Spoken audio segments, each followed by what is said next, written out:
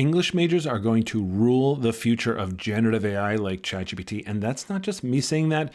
It's folks like the CEO of Nvidia, Jensen Huang, and the head of IBM's AI program. It's the Nobel Prize winners. It's Peter Thiel. It's all these kinds of folks who are really influential in this space and know what they're talking about. And I'm going to show you how, if you studied the liberal arts, your time has come. And I'm going to show you the 3 things that you need to do right now. So if you ever worried that you missed out on STEM or coding or anything like that, your time really has come, but you have to know what to do. That's why I want to show you in these 3 steps.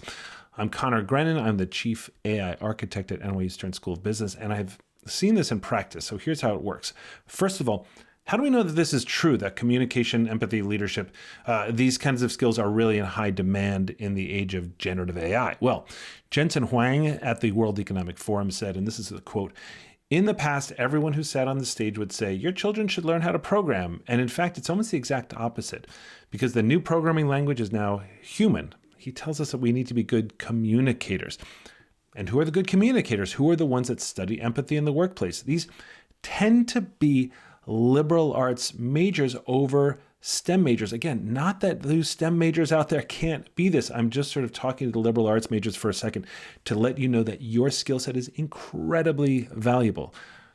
Keeping on with this theme, right? Christopher Pissarides is a Nobel Prize winning market economist at London School of Economics. And what he says is he cautions younger generations against piling into the STEM subjects, meaning science, technology, engineering, math, stuff like that, saying that empathetic and creative skills will thrive in a world dominated by artificial intelligence. Keep going. Matt Candy, the global managing partner in generative AI at IBM Consulting, says that he believes the job of the future will be filled by those who can work with AI using language and creative thinking, which are nurtured in liberal arts degrees. Peter Thiel says that verbal skills tend to be more important than math skills in the age of generative AI, or will be. All of this means that if you are good at communication, if you're good at relationship building, etc., you have a powerful advantage in the age of generative AI. So let's talk about 3 steps to leverage those skills. So step 1, you have to recognize your value to communicate that value that you have. That's critical, right? So generative AI like ChatGPT is software that doesn't really behave like software. It behaves less like Google and more like Jarvis from Iron Man, or Samantha from Her, or Tars from Interstellar, meaning you do not have to be a good coder to interact with those entities. You need to just know natural language as you would interact with those fictional entities, and you need to know what you want to get done. That's really important. So in other words, you need the ability to communicate clearly, to be patient, to provide feedback, and to encourage others in sort of like the step-by-step thinking, because you can apply that to generative AI. Even saying, think about this step by step. It's very, very powerful. So with AI, those traits that we're talking about, they just lead to outstanding prompting, right? And even if you look at the 6 principles of prompting by OpenAI, there are all these kinds of human-like characteristics. So you can use those skills and you can talk to it like a human. So step 2, you have to reframe your mindset and apply your skills. Stop worrying about if you're technical or not technical, or digital or not digital. It doesn't matter. In fact, it's almost better if you're not particularly techie, I would say. ChatGPT and generative AI really behaves like this brilliant, infinitely patient human assistant that just wants you to succeed. So here's how you can apply your leadership and communication skills when interacting with AI. Number 1, provide clear instructions. Number 2, be patient as it's learning you and iterating. Number 3, offer instant and helpful feedback. Number 4, give examples of good work. And number 5, again, as we said before, really encourage this step-by-step thinking, even saying that in your prompt. All of this, I'm telling you, you are already great at. You just have to apply it and not think about this thing as a human, but as ChatGPT that's behaving like a human. It's really critical.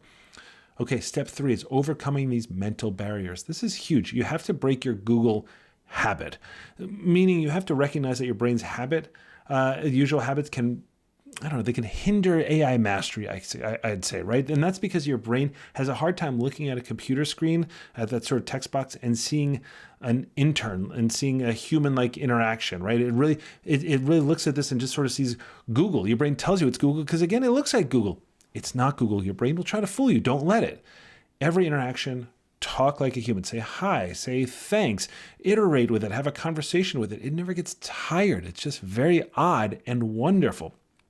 Next, Consciously shift your interaction style from just typing keywords as you would with Google to conveying and conversation and having a conversation that just sounds natural, as if you're talking to another person. Now, I'll say this actually really requires practicing, even if you know it intellectually. And so what I like to do is I like to take a Post-it note and I literally put it up, and that Post-it note says something like, don't forget to talk to it like a human, things like that, just because your brain does great with visual cues.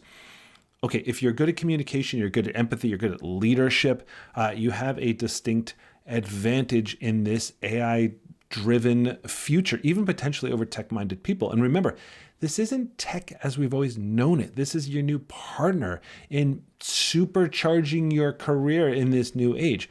And importantly, this is coming from my business school background.